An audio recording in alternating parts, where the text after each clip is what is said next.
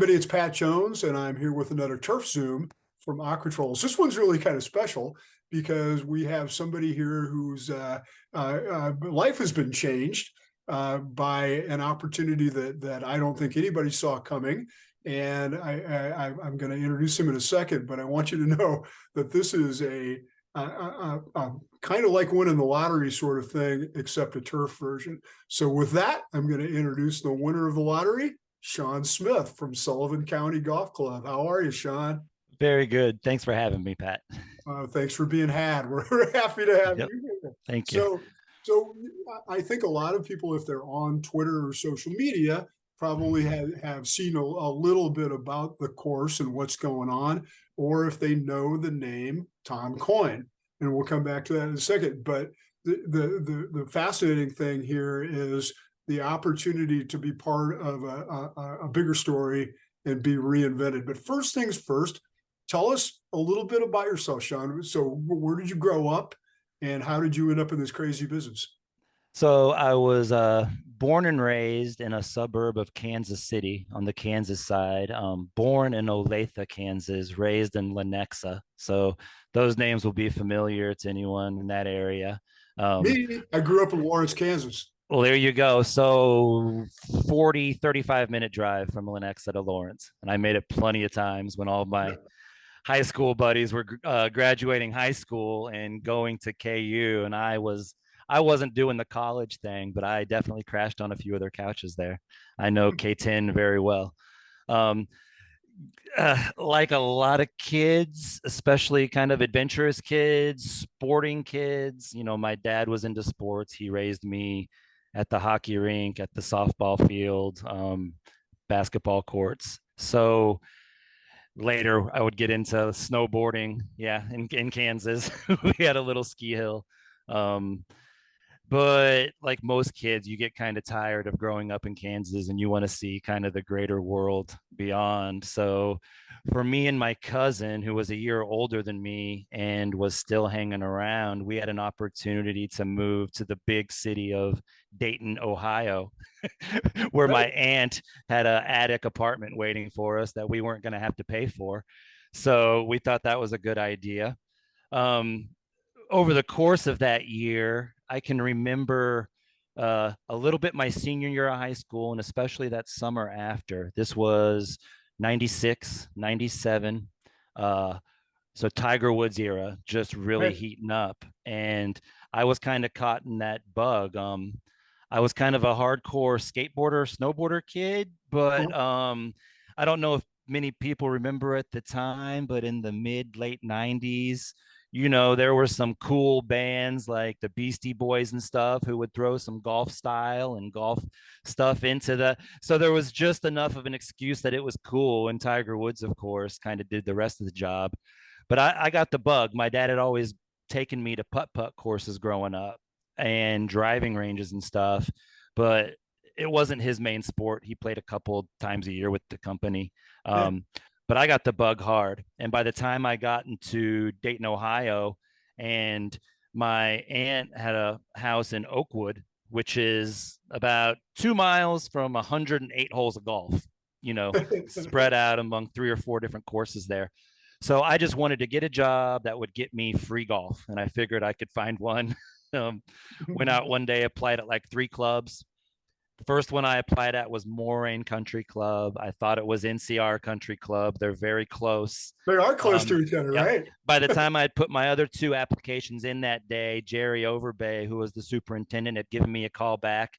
It was mid-March, so he was looking to put together, some grunts for the grunt work out there for the year. And luckily for me, they had a very good culture of getting employees out there to play golf. All Mondays we could do it if there wasn't anything else, like an outing. And then once they got to trust you, most evenings even would be available as long as you checked in with the club pro and stuff. So that was a boon, a really good golf You were course. mowing greens and Right off the bat, yeah. I making mean, bunkers. bunker crew that first year, especially those first couple weeks. I think Jerry picked up pretty quick that I was really into golf, and that I had a decent work ethic. So he gave me a little, he made me work for it, but he got me out there mowing greens a little quicker than most guys. And by the second year out there, he was trusting me with even some course setup and stuff. That's So, really cool. I really took to it. I loved it. I was kind of a dumb kid at the time. I was still in my young 20s with a lot of other interests in my life. But if I wasn't out, if I wasn't playing guitar, drinking beer, or sleeping, I was at that golf course either practicing or working on the course. So it I was don't think people understand what a great golf area that Northwest Ohio is. There's NCR, there's Springfield, there's Moraine, which was just redone a few years ago. Have you mhm. been back there since they redid the golf course? Oh yes. Yes. Oh So the man. last time I was back there was probably 2018ish, Mhm. but the work was done there in 15, 16. So it Right. had already kind of settled in even nicely. And just especially having been there through the what had become, the bones were always there and always a great condition golf course. Really, Moraine just had a lot of trees. It's Yeah. that part of Ohio. It's forested there. They had done a lot of plantings, like a lot of clubs, and a lot of that, restoration was peeling it back. But whoa, when I first got my look at that, was Yeah. shocking and really Well, great. what a great place to kind of learn your trade and get a start. So Definitely. where'd you go from there? So from Moraine, and we can talk about this a little bit later. One of the things Tom Coyne and I have in common is we're both recovering alcoholics. We both, well, there you go. So, all through my early 20s, mid 20s, the partying, and I say partying, what I just mean really is drinking. I was never a party animal. Um, but I had a good core of friends. A lot of them were musicians and stuff, and we were very into that. So it was really accepted there. The golf places of, the golf course, booze is everywhere. And it just was real easy for me as a person who didn't outwardly show it a lot to kind of drink a lot on my own. And, so, 2 years turns to 5 years, turns to 10 years. Yeah. And all of a sudden, towards the end of my time in Ohio, I was at a place where I was pretty dependent on alcohol to do the Yeah. normal daily things. And Yeah. as a young man, looking back, I was terrified. I would never have looked at it that way then. I still had a lot of stubbornness in me, and it would take me a long time to get it back together.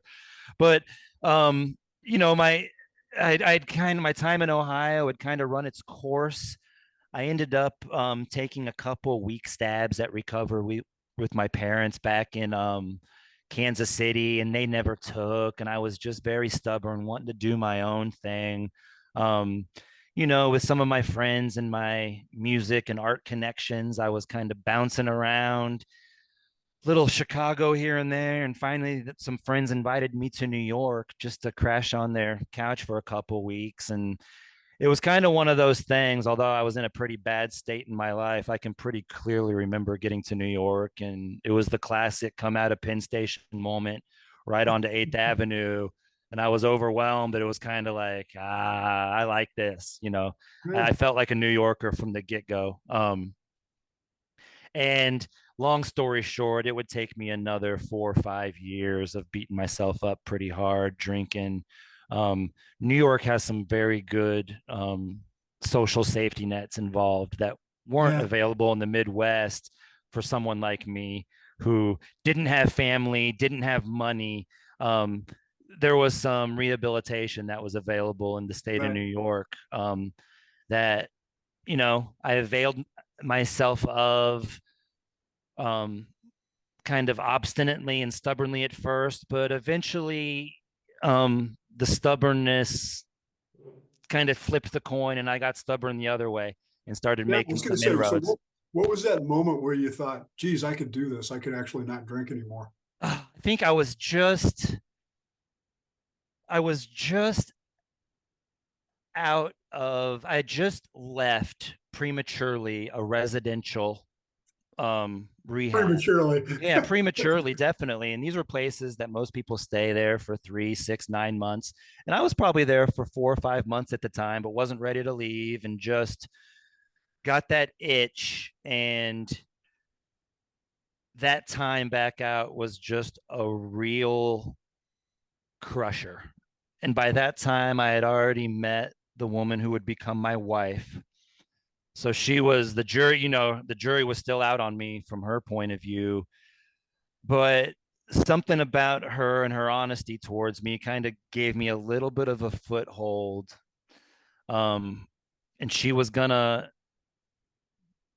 be a person who was going to kind of be an outside person there if I wanted to take one more chance at it. So she drugged me back to the rehab, basically set up, intake appointments for me. And I, with my tail between my legs, went back into a residential rehab. This time I got to stay in the city. Um, the previous times they have different places they can send you for your Sure. treatment. A lot of times they'll send you upstate to kind of get kids who develop problems in the city out of the city. It was kind of the opposite for me. I had this one hold in life who was my wife now, and she was going to be in the city.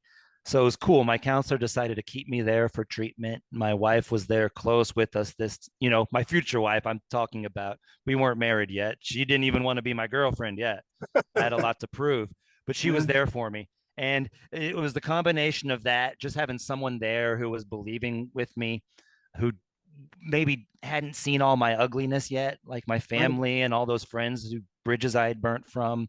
Um, and it was just something different about it. It gave me a different perspective sitting in all those groups and with my one-on-ones with my counselor. And it gave me hope that I could maybe find a job this time, just having that little bit of extra love in the corner, I think did it for me that second time. And, one thing led to another. I moved in with her after I completed the rehab this time. We scratched our way into a better apartment, and it's all history from there. So Are you still like an AA guy? Do you still do that, or have you not found a your? big AA guy. I but and I've talked to Tom with this. In a way, I am. There's not a day that goes by that I don't think about AA groups that I was in, or at least something that I was told, or one of those sponsors or mentors that I met there, something they told me. So there's in every situation, because I was a big, they introduce you to AA if you're going to rehab in the program. And New York City is amazing because you can find, and, you're not supposed to shop for just your right type of meeting. You're supposed to kind of shut up and listen at first. But some people aren't comfortable going to meetings right off the bat, but New Right. York, you can find one exactly, your type of people. You can find that message kind of that's going to hit your way. And there's just tons of them. They're everywhere at every hour of the day. So for the first year and a half, 2 years, I would say I was going to two or three a day. And me and my wife would go to one a week together. We loved it. It was kind of, we built a little social night around that. We'd go out to eat. So it was a big part of my life. And I still, you know, it's coming closer and closer, I think. But I always dreamed that once I got my crap together, that I could maybe be one of those guys that comes into an AA room to speak, that has his wallet back, that has a keychain with some keys on it. You know what I mean? And Yeah, I give do. those people some hope. So And I think about it a lot. Yeah.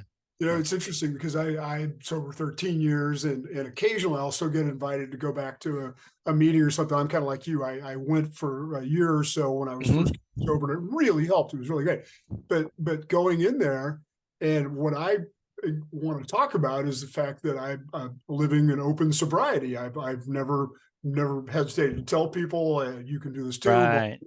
and that doesn't necessarily fit with that philosophy. They aren't necessarily Sometimes, yes, yeah, yeah, especially the old school meetings, yeah, and that that exactly. that goes to what I meant about New York, because there were a So lot of there were AA meetings that I would go to, say in Brooklyn, in some of the trendier areas of yeah, Brooklyn, big meetings, 80, 90 people, but they were probably 90% substances other than alcohol. sure, But sure, those people were drawn to kind of the tradition, the stability of the AA meeting as opposed to the NA meeting. So it was still called an AA meeting, and yeah, you were right. welcome with open arms.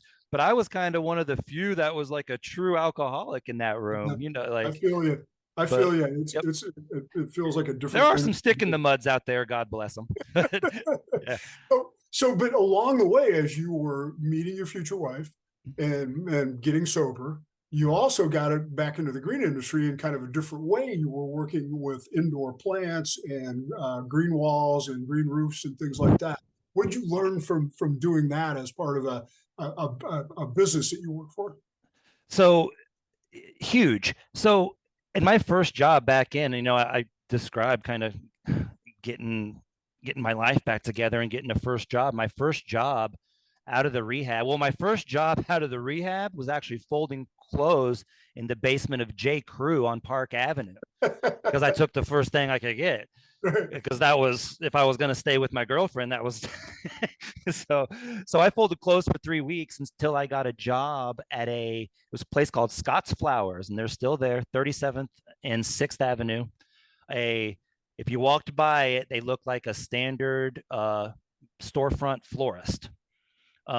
So they do that, full service florist in Manhattan. But they also had a little back room landscape and horticulture operation Yeah. that they were trying to kind of get going. And they had a young UMass grad, Hort grad. Her name was Loretta Scapin, they had just hired. And she was looking for a sidekick. And I had my golf course background. So I knew I knew how plants worked anyway. I didn't know what I didn't know yet, but I became her sidekick for a couple years. And, it was her trying to get more clients for that business, and we'd get new clients, and it was me and her, shopping for big tropical plants and dragging in the containers and all that stuff. And that was a amazing job. And that's what kind of let me, slowly build a little bit of a resume to where I got to where I was at Blondie's, which is a big full service one, working for the interior plant department there. We had 30 techs, spread over, hundreds of accounts across Manhattan, White Plains, Jersey, Brooklyn.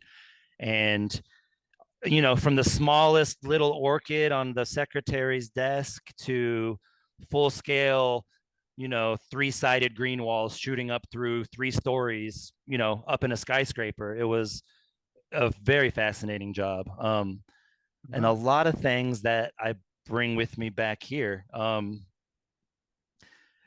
Back in my first incarnation as a greenskeeper at Moraine, I was always part of the crew. I was never an assistant superintendent, although towards the end of my time, I was a trusted, almost foreman type figure.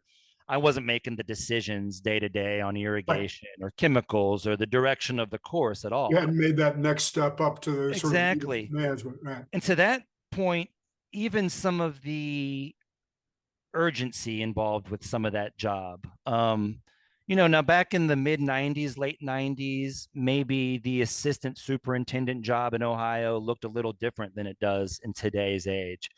But upon coming back into the industry, one of the first things I noticed at the Creek with their first assistant superintendent and their second assistant was, even in November, their sense of urgency, Right. their sense of efficiency, and them telling me about how it would be in the summer, when we got those hoses out. And, I can remember back in the 90s bringing hoses out, when the greens would get there, but guys didn't depend on it quite as much like they do today, trying to keep things really dry and fast. So when you're in the city and a lot of your plantings are very exposed plantings, some of them might be on a 6-story roof, but some of them might be up in the 60, 70-story range on a terrace, south exposure, just getting buffeted by the ocean winds.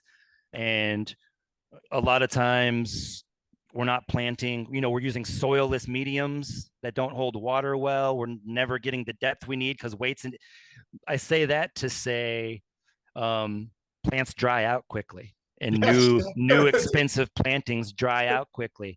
And the art of planning your day efficiently and not wasting any steps, not going over the same place twice without doing something.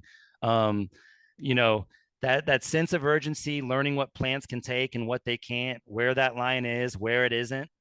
I learned that all in the city. That's really unique because it's just not a background that most turf heads have, or you've learned that. But you've also seen again. I think too few people in this industry have a first career.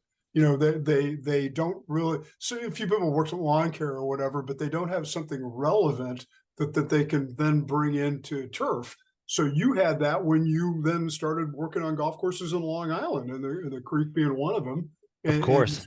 Yeah. re-engaging yourself with the golf business. Yep. And it was really neat. The first assistant that I mentioned, his name is Anthony Minetti. And some guys Yes, might recognize Anthony's name, and he's a go-getter.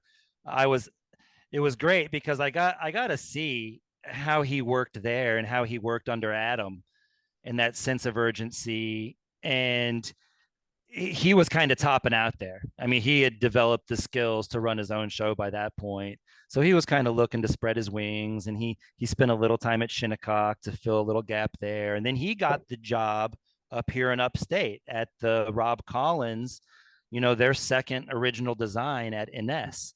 right. So when This I had for people who don't know, that's the same folks who did Sweeten Cove, and they've been, yes, thank you. Yes. among the hotter architects out there. So Accord is it's only about 40 minutes here from Liberty. And when I found out, and I had introduced myself to Rob, and we became acquaintances online and kind of went back and forth as that project was gearing up.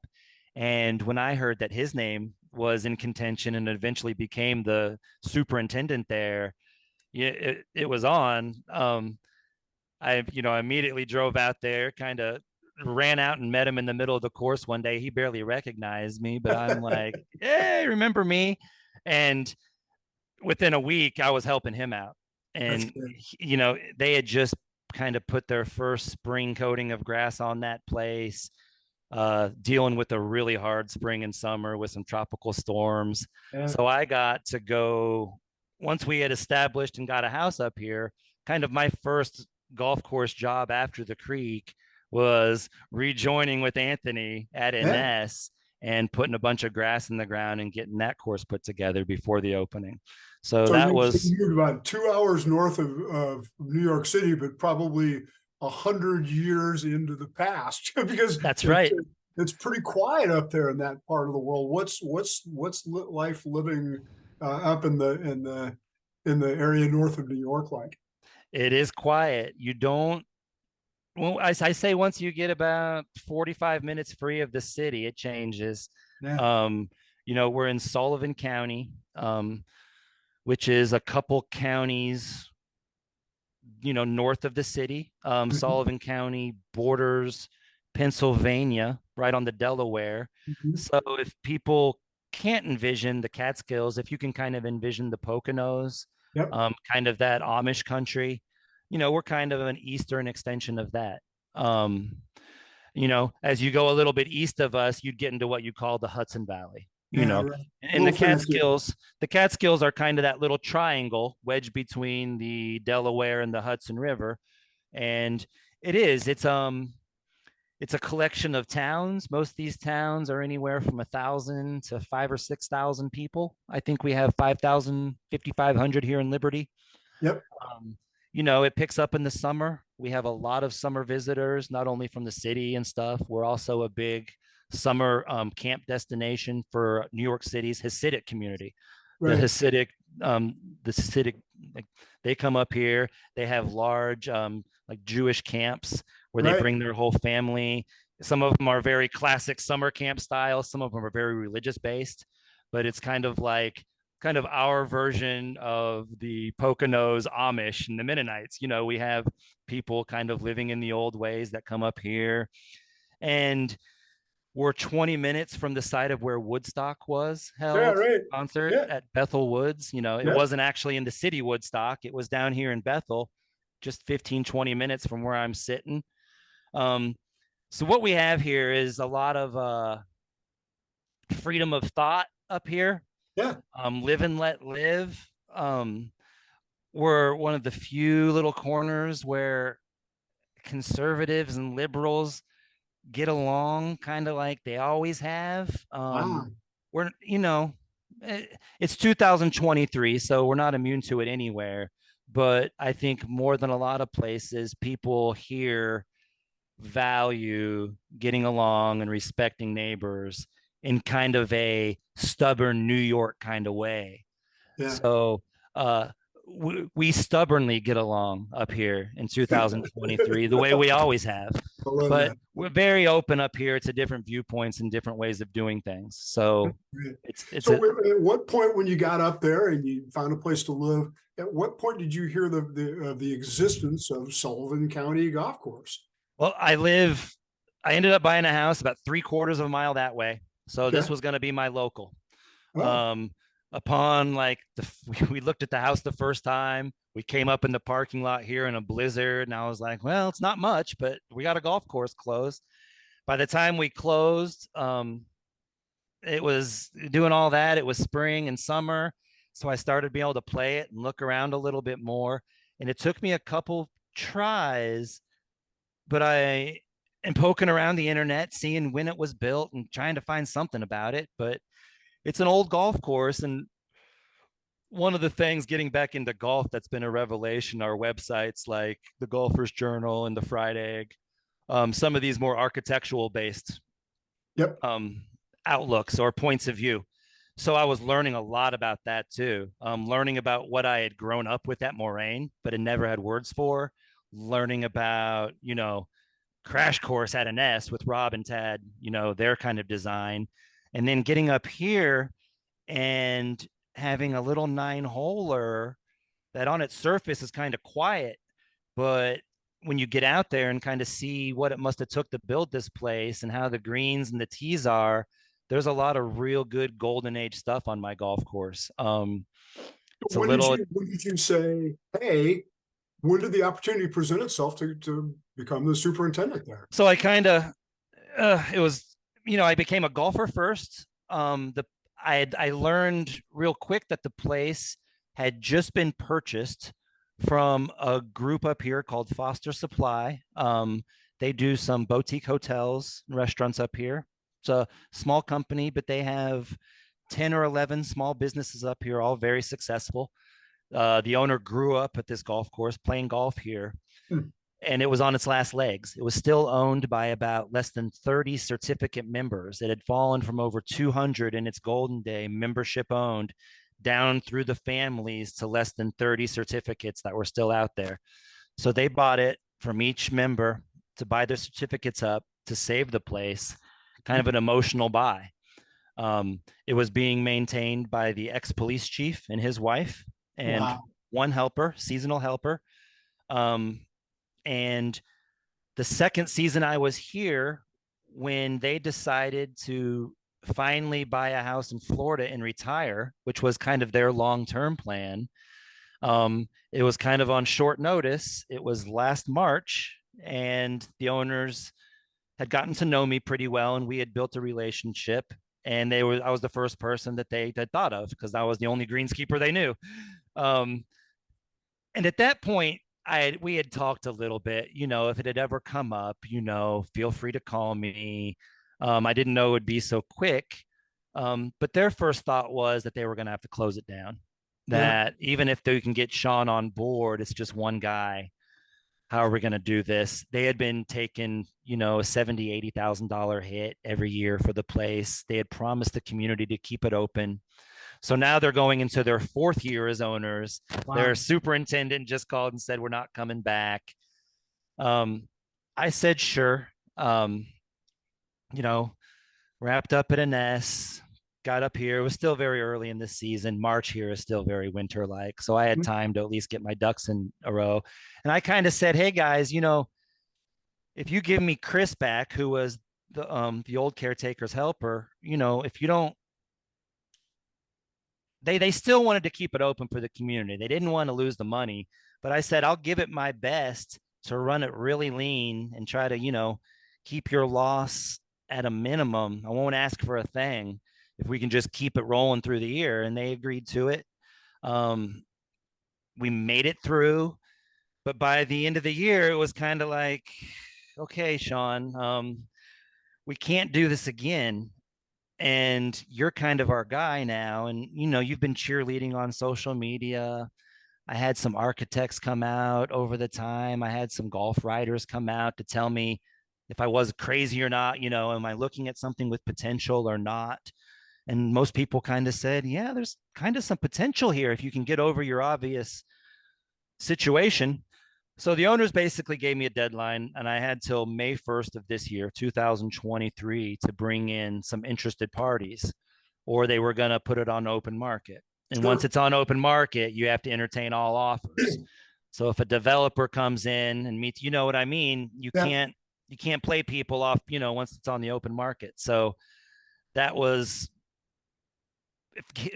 basically if it was going to hit the open market, 90% chance it wasn't going to be a golf course It anymore. was now or never. Now or never. So once we wrapped up in October of last year and, the snow started to fly, I really doubled down on reaching out to people, getting some hard advice, financial advice. And then one day I saw online that Tom Coyne posted his new partnership with the young golf course architect Colton Craig, Mm-hmm. who I had heard on a couple podcasts, and I had never thought of calling Tom Coyne. The writers that I had contacted were local and they could come, Yeah. Philly's not that far, but just never thought about it. But I said, only he's got I know he does the Golfer's Journal. He's into architecture. He's been to every course in the world. Like, I'm going to shoot this guy a DM. I'm just going to put it on the table, tell him, the super open version of who we are, what we're facing. And I sent him a album of really flattering pictures of the golf course. Unbeknownst to me at this time, he had already signed a deal for a new book for a season at a golf course, which was TBD. And that was his job, and he didn't have a place yet. So the combination of my words and my pictures at least got him to message me back. And one thing led to another. I was kind of like a dog with a bone at that point. If he had showed me some interest and wanted to make a visit. So here we are. Needless to say, we hit it off well enough to, it wasn't like we couldn't stand each other. We had similar interests. Right.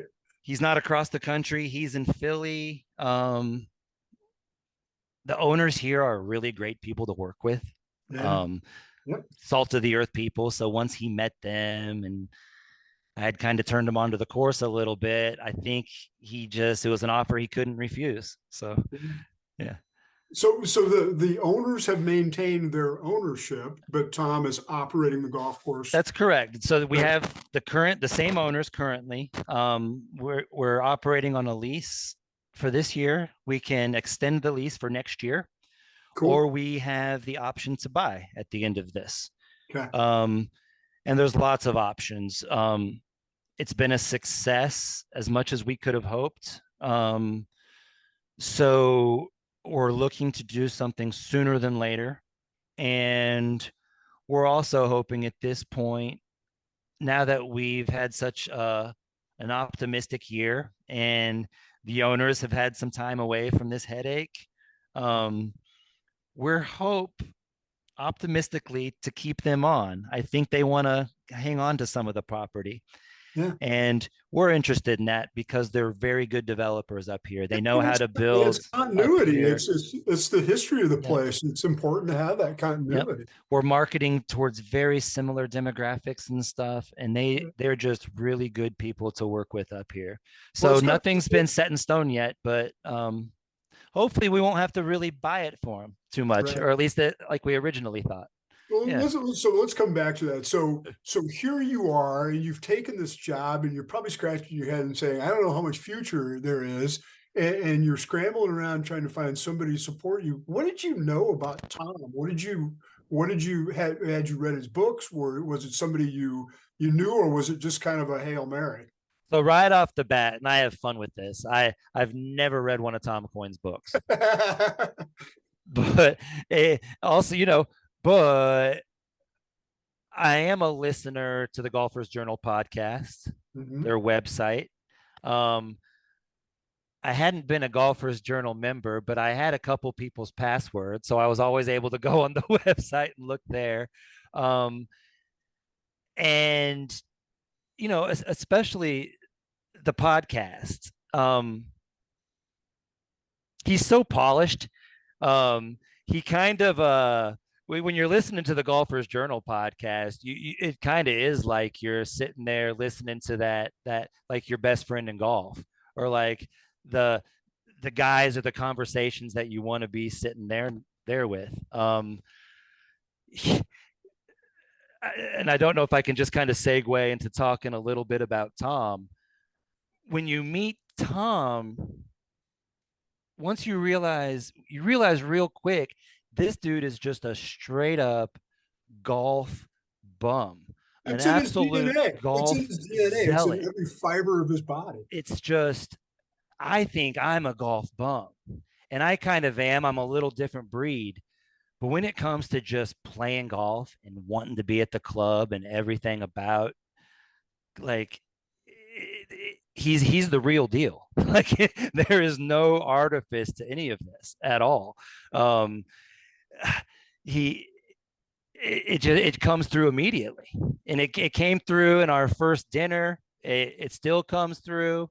He's been on a little trip. He's been away from a couple weeks, so I know what it's going to be like when he gets back. He's going to want to go play nine because he hasn't played nine here in 2 weeks. And it's sopping wet. Like, you learn real quick. He's just about golf. He's all about golf. and when it's, as long as his family, his two daughters, they're happy and they're not screaming at him too much, he's happy to be on the golf course, man, and doing So things. that so that first day when you showed up and came to visit you, what was your situation? Where were I mean, you had very few resources. You were doing 90% of the stuff yourself, but what were your big issues? What were the pressing issues that you had to keep the course playable? Number one, especially for me, and my experience at Ines was invaluable for this, because Anthony and I didn't have a mechanic. Hmm. So Anthony learned from a really great, he learned what he learned at the creek from a really great mechanic, but you know how mechanics are. Yeah. um, but I learned from Anthony, and Yeah. he learned teaching himself, because we were the ones doing all the grinding for all the mowers through that grow in and all that. So I had just scrapped up over that previous year just enough knowledge to when I came in here. So our biggest equipment was our biggest issue, number one. Um, the newest piece of equipment we had was probably a 4-year-old John Deere zero turn mower, rotary mower. Mhm. It's handy, doesn't get you too far on a golf course though. We had a good Ventrac, Yep. with a mowing attachment and a blower, but I inherited, their main greens mower broke the year before. So I inherited a backup greens mower that shot craps in April. So I was on a backup of a backup. I had to go get an old Toro Greensmaster 3000 set down for about a month before I talked to the owner. At that point, we were committed. So I had to talk the owners into getting a new piece of used equipment for mowing Right. greens last year. But even as far as like fairway mowing, we had one fairway mower. It was from the mid 90s. Um, it totally passed its like maintenance interval. Like, the reels wouldn't even meet the bed knife. There was like a 1/4 inch of gap between it, Wow. and everything was screwed down. And I can't ask the owners for 3 or 4 grand for a new set of bed knives, and like, I mean, in the just like everything that was going to take to like refurbish the mower. So we just improvised. I mean, we cranked down what we could as much as we could. Our um I would say my maintenance to actual mowing ratio was like probably like 1 to 1. Like, it was tough. Um, but we did it. I kept the greens good. we kept them healthy. They gave me just enough money for the chemicals that I needed to keep those things alive, at least going another year. Scraped by the fairways like they always have been done. And we just made it. It was really hard. I had to learn to kind of turn a blind eye to a lot of stuff that Yeah. you just got to get used to not getting to.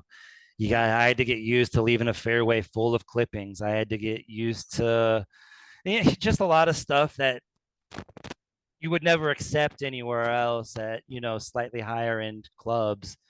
But no one was complaining.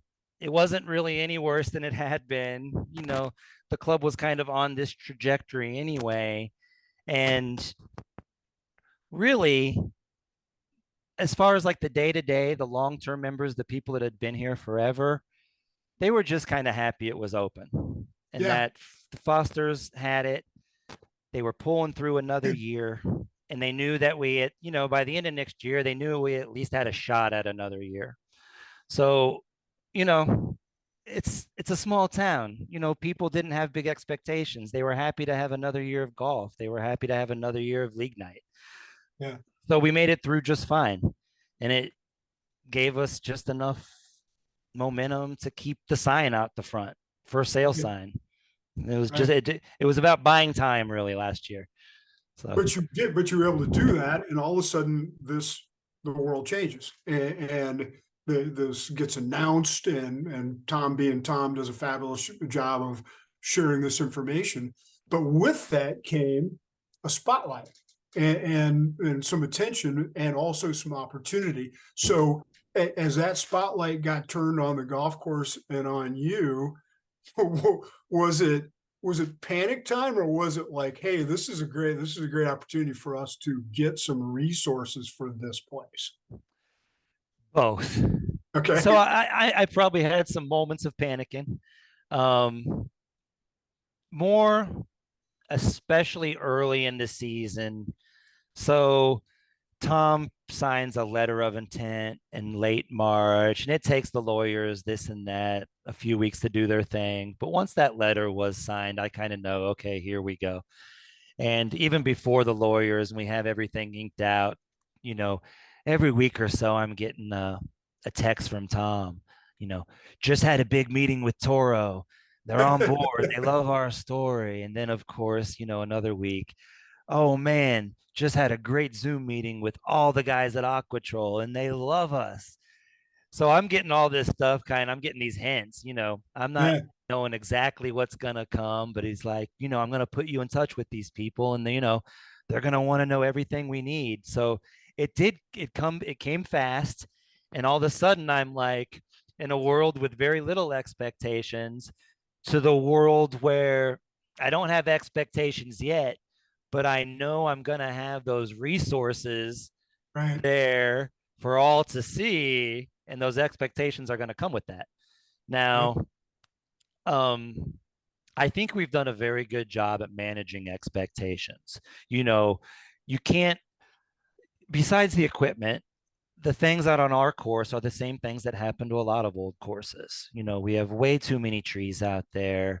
Um, in the last decade ish, I don't know exactly when they stopped doing it. But, we haven't pulled a core out of a green in at least 8 or 9 years. Sure. So, I got that nice big beefy layer of thatch that I'm dealing with.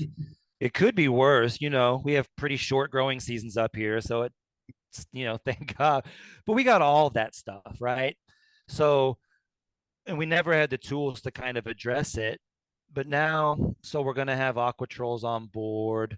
You know, I'm not going to have to stress not only having fertilizer, but what kind of fertilizer am I going to get? I'm going from a kind of take what I can get mindset to where I'm not going to have like carte blanche, but I'm going to have some really high quality products coming through the door to try. So my panic came from a mindset of how am I going to it's only going to be me. It's going to be Chris. We have two semi-retired guys who are members that each help us 2 days a piece, Cool. and Tom throws down a lot. Like if he's here, he's given me 25 hours out there on top of everything else he's doing. But that's still on my best day, I might have 3 or 4 days in a week where I have 4 guys out there. So Yeah. how am I going to make all these pieces fit together? Um, you know, I can get a bunch of Toro equipment, but if I only have 3 butts to put in the seats, Right. so that's where how am I going to do this logistically? But like golf seasons do, a lot of it ends up taking care of itself. You do what Yeah. you know to do. The golf course talks to you. We have a mindset where we take care of greens first. We want those. That's the one thing people are gonna complain about stepping away from a country course like this. And if your greens are good, they're gonna have good things to say. So our mindset is right now greens. Now, once we're good with that, and I'm still not pulling plugs yet. We're still kind of a lot of these programs have still yet to be initiated. But Toro gave us a new fairway mower. Yeah. They gave us a new greens mower. They gave us a workman. Last year we were working off golf carts. We didn't even have a Very work cool. cart or a Yeah. bed. A Yeah. turbine blower, huge. Yeah. And a rough mower, a big rough mower, Wow. large area mower. So I have, my suite, one nice piece of equipment for everything. And um, it's amazing how much more fairways you can get done when your ratio isn't 1-to-1 service to mowing. Yeah. When I can Exactly. just, you know, tune my reels up and give them a simple lapping and throw them back on and get out there on the mower, it's a lot better. Um, so What's the one thing? What's the one thing that's made the most difference to you, whether it's a product or a piece of mowing equipment or whatever? What's been the number one thing? so I'll break it into 2 categories. And I kind of just talked about most of it. It's the steel, Yeah. having good Toro equipment there that I don't have to worry about more than I do, more than a normal superintendent or equipment manager should have You're not to. spending half your time maintaining the Exactly. equipment you use the other half the time. Exactly. And also just the quality of cut we're getting from those mowers Yeah, that. is much better. Um, so that's one thing. So now we can get into kind of the inputs and the chemical side of things. The biggest revelation for me, and especially this is my second season calling the shots with fertilizing and inputs and stuff like that, wetting agents. Mhm. So I have 9 sprinkler heads. We're completely unirrigated. We have a standpipe serving each green. Right. So we run hoses and roller bases out. Um, right now, so since the 7th of July, we should get about our 13th and a half inch of rain since the 7th. I'm sorry, July, 7th of August. I forget what Okay. month I'm in. So in the last couple, 2, 3 weeks, we've had 12, 13 inches of rain. I haven't ran ahead for 63 days. Going back to like July 30th is the last time I had to run ahead to Okay. kind of give you what the climate was like. But May, the entire month of May, I had 1800s of precipitation. And that's normally when our grass is filling in and growing in. And Yeah. we went drought the entire May. Yep. Our growing, our green up was super stunted, super slow. So I was relying on those heads, those 9 heads on roller bases for everything. Like well into the month of June, they were on kind of life support. We just got such little rain. Our fairways were baked out. The golf was great.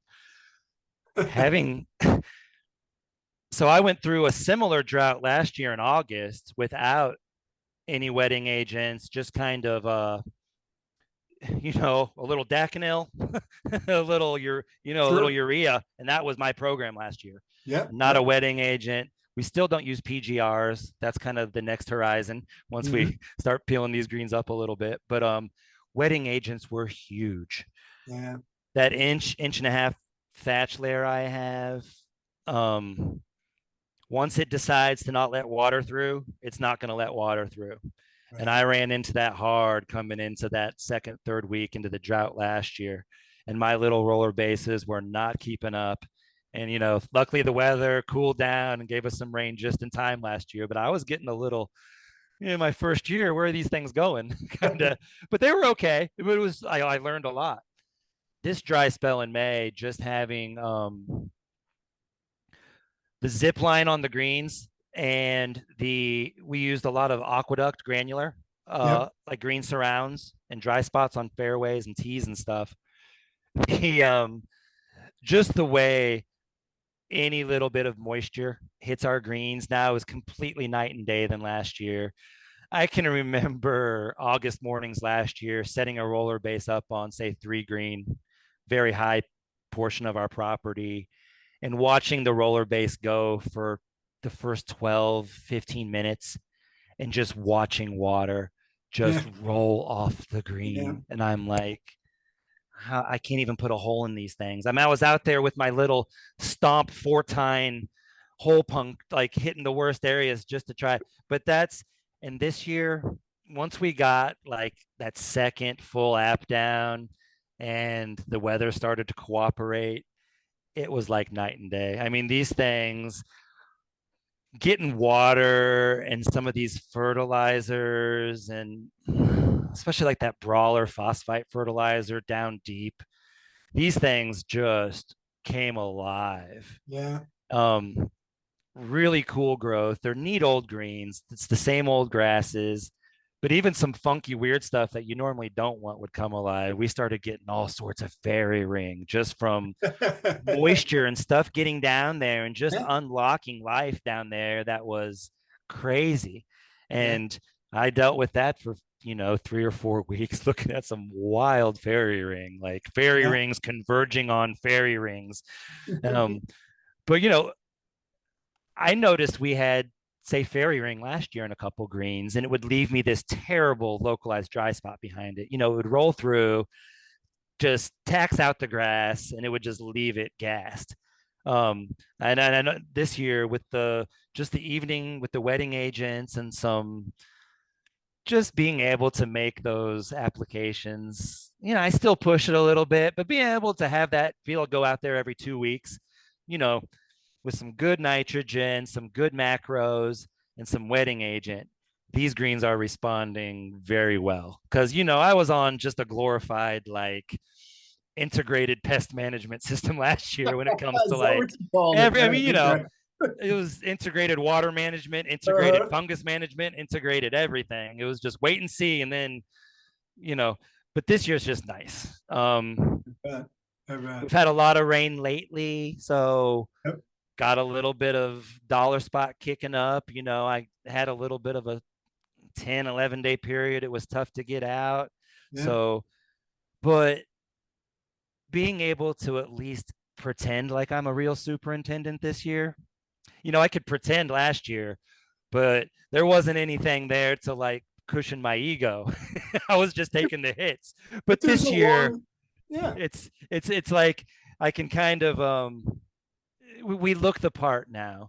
It's Yeah. nice when I see Tom or my guy Chris way across on the other side of the golf course with that nice red machine going across or something, as opposed to like a smoking orange and green, like our Yeah. cobbled together mowers from yesteryear. You know what I mean? Like it's just totally different. And I'm not trying to like pick on colors. I'm trying to pick on just having those basics that I know none of our superintendents take that stuff for granted, but maybe some of our golfing community and stuff takes for granted. And the people of Liberty didn't take it for granted, and they That's love right. the course this year. Like being able, they love it. Seeing like a new Toro mower out there mowing your golf course.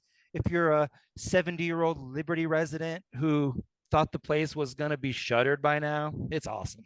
It's really great. So this idea is not new. This idea of let's go in and do an extreme home makeover on a golf course, right? And that idea got kicked around with me when in my former life as a magazine publisher a lot of times, and people had great ideas, but it always seemed kind of risky. You never really knew if it was going to really work or not, but it did. It did work, and and you were able to show people this is the potential of this place. How great does that feel?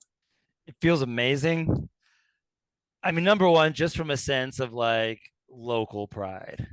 Hmm. Um, it's weird moving into a small town because even growing up in Kansas, that wasn't a small town. I grew up in the suburbs.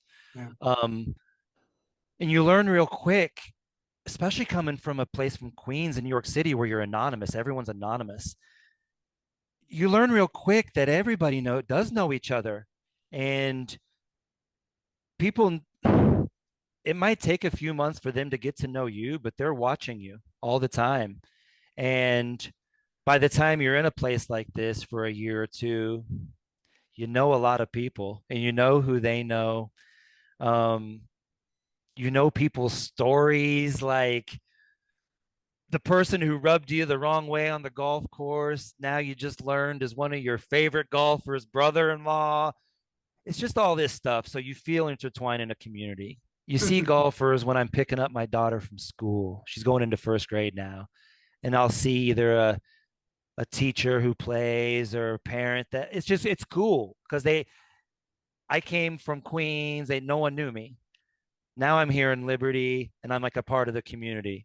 And from a person who was like living out of a backpack in Hudson River Park with his vodka bottle, never thought I'd have a debit card, let alone all this again. Like it's a real special feeling.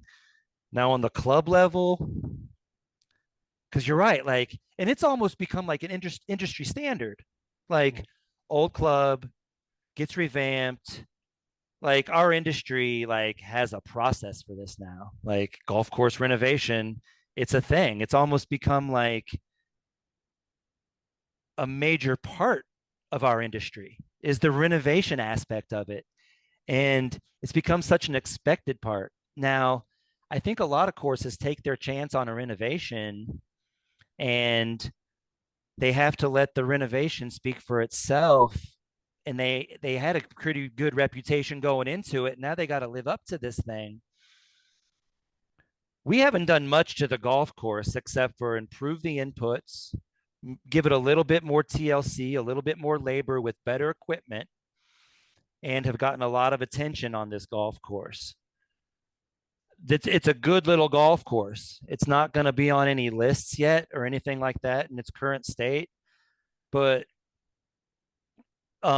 we almost feel like we're in a really good position because we haven't even done the renovation yet. You know what Yeah, I right. mean? And we Right. definitely have plans. You Our haven't taken mouths you haven't watering for taken so that we have so official. many great ideas between Tom and Colton and me. I've thought about it for so long and it's so thrilling. But it's almost there's this little sense. We know we have a lot of hard physical work to do and a lot of actual objective work to do. But I almost feel, speak for myself, that I've gotten over the emotional hump here, that I feel like, in a sense, we can't lose out there on the golf course. We've had a lot of people. We're going to do probably 150 to 200% increase in rounds this year. So somewhere between 2.5 and 3 times the rounds we did in the previous 5 years, say, on average. And a lot of these people who are coming have played the best golf in the world. They've traveled their whole lives to do that. And they're coming here with all of our pimples and warts and, weeds and dandelions and clover. And they're having a ball. Yeah. They're loving every bit of it. And they can't see anything but an upside. Yeah. So if I'm making these people happy now, and if they're buying into this picture that Tom Coyne has done so good, like alongside me painting of this year, sharing pictures and the people that have come and met, we feel like we've almost succeeded for the club. And now all we have to go out there do is kind of polish it up and just, it's all going to be icing on the cake in a sense. Now that's kind of naive. Golf courses don't run themselves. You have to get rounds, you have to make money. We're not going to run on the goodwill of people forever, but it's been a real eye opener. And for everyone else out there, like the superintendent and golf course maintenance, we are so good and we take this so far with the conditions that we give people. I want to say, like, don't forget about the smaller clubs out there. It's kind of a gathering collective opinion that maybe we're reaching the end of this restoration age, that all the good projects have been picked off. Not by No, a long shot. Not by a long shot. Maybe a lot of the obvious ones, the ones that had reputations established, but spend a few weeks or a season traveling around New England and all these 9-holers and 18-holers that haven't gotten the love they deserve, that are really good golf courses that were built by people who knew what they were doing. There's a big market for this. You don't have to have top 20, top 50, flashy architecture, perfect conditions, 365 days a year. There is a market for a little modesty in the golf world now. There is a market for even being able to maybe brag a little bit about providing golf with a little less input. yeah, We're starting to get a type of golfer out there, people my age, some, people say 50s and under have a little bit different view on this thing. And I think we're going to a day where golf courses are going to be able to really brag and bring in solid money making business by marketing and advertising how good they're treating the environment, how much they're getting out there, out of their golf course with a little bit less, yeah, a little bit more of a thoughtful way of doing it. Remember, it's a game. The only thing we're required to do as superintendents is that little 4.5 inch whatever hole. That's it. We got to provide a hole for the ball to go in. So don't forget that either. We know what we can do. Like the Augustification, people use that as like a bad word. Like it's just crazy. You can go to any city in the country right now and get absolutely top-notch conditions anywhere. yeah, And you're going to have a crew there and a team there and people there providing that for you. And I think we are so capable that we can start to kind of breathe a little bit, and we have so many tools at our disposal that we can start to kind of offer different types of products for different types of people in different markets. Yeah. yeah. I agree, and People are going to start, I think there's going to be golfers seeking that out more than we think they are. I'm starting to see that here. well, I think we've seen some changes in the golf world, and one of them is people view it as an exercise, and they view it as engagement with nature, and they view it as an experience with friends, and they view it as a way to reconnect with the outdoors, and none of those involve the scorecard. They So don't involve, yep.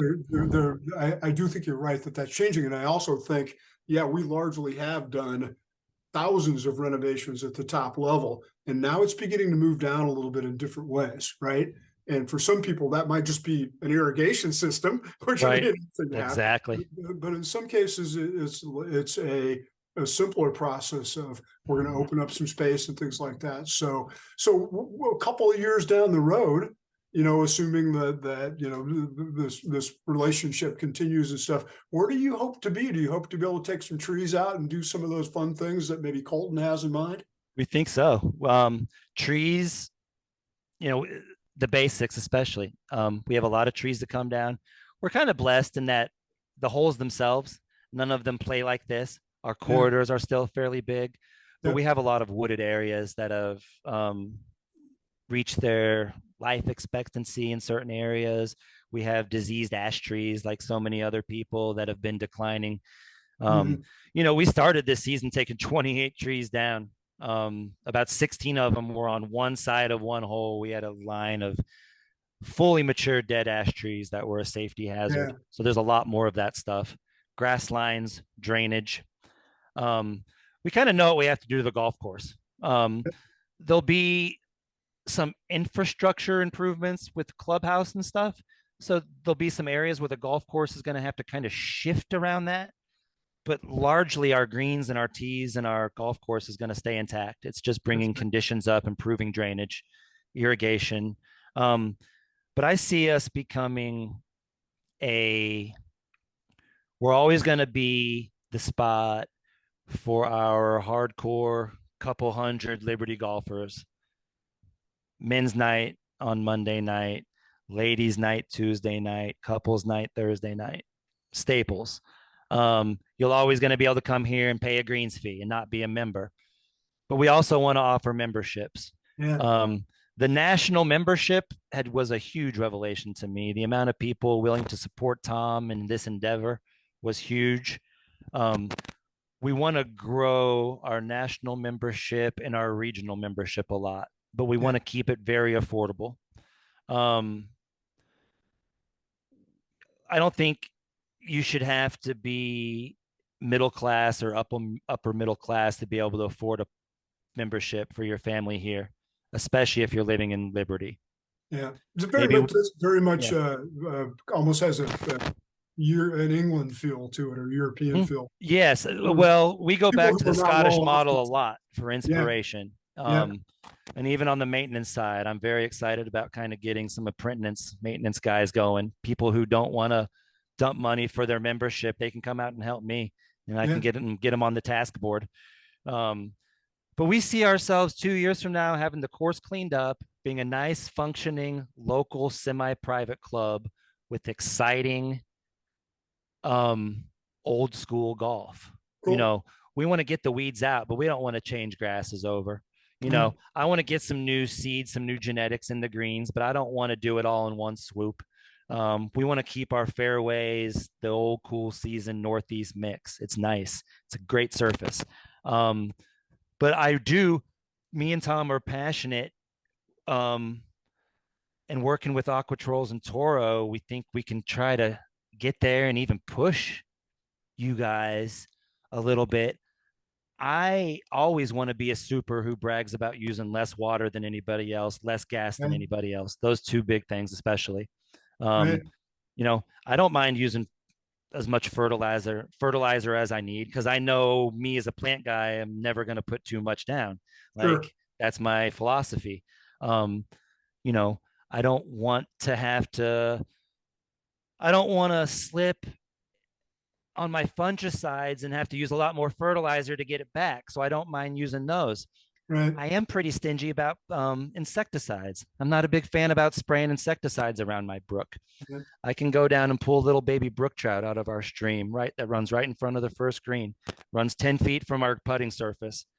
And I don't want to kill any brook trout or anything. And I'm not trying to get the alarmist going on here. This is just my philosophy and stuff. But I'm very interested in where golf can go with that. I yeah, think we have a lot of work to do to reduce fuel, number one. yeah. So Sustainability. Yep. electric mowers, less water use. I'm very big on those two things. Well, and making sure that we're not over relying on labor that we don't have. So I have one That's last right. question for you. I have the most important question I can ask you. Who do you want to play you in the movie? Who do I want to play me in the movie? Who do we got? I want. Can I have like all these people are gonna say? I want Jeff Bridges in The Big Lebowski, but I am way too uptight for that in real life. But the dude abides. Yeah, the dude abides. Um, oh, I love that question. And every time I listen to a podcast and I hear that question, I think of a good answer. And now they're all just like, give me Charlize Theron. Okay, I like that. That's a great counterintuitive There answer. we go. So, well, thank you so much for your time, and I think it's just a fabulous story. Thank you, Pat. It's a story that deserves to be told because of Tom and because of you, but as you rightly identified, because of everything that's going on in golf right now, and the fact that this is a universal story. And with all due respect to those top 20 clubs out there that have $10 million budgets, it's fun to see the little guys win. So thank you for doing this for us all. Thank you very much, Pat. It's been a pleasure talking to you. All right, everybody stay tuned. We'll be back with another TurfZoom for you real soon. Stand by.